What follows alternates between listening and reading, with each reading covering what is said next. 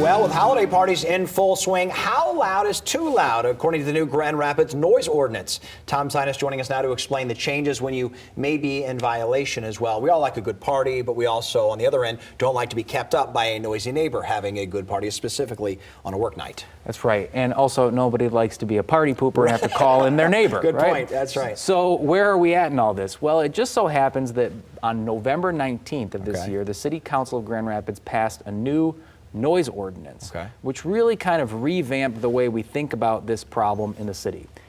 And the easiest way to think about it is that we've moved from a kind of really technical decibel level standard to more of what is being called a reasonableness standard. All right, so what does that mean? Well, here's the basic gist of what this noise ordinance attempts to prohibit.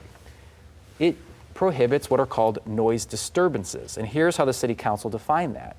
Any sound that unreasonably disturbs a person of normal sensitivities or unreasonably interferes with the peaceful enjoyment of the premises of another because the sound, A, can be heard due to the volume or intensity of the sound, and B, can be heard distinctly and discreetly above the ambient sound of the surrounding area. That's exactly what my wife yelled at me last night when she told me to turn the TV down. What are the odds? Exactly. So that's the standard, but it's wordy enough and squishy enough that it doesn't really give you a specific understanding. But I think the general idea here is not too loud. Well, what is too loud is kind of in the eye of the beholder, but we do have some specific limits here that probably will give people a bit more guidance than that. One of them has to do with disturbances in residential areas.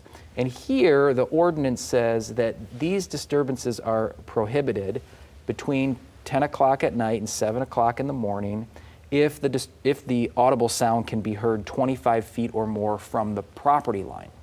There you go. Okay. That makes sense. We have a similar rule that applies to commercial establishments. That's 100 feet from the property line. And then there are rules dealing with audio equipment, musical instruments. And there, the ordinance says that the sound should not be heard across the property line, again, between 10 and 7. So that's a little bit more specific. The third thing that happened here is the City Council changed the way that the violations for this were treated. It used to be that these were all misdemeanor violations.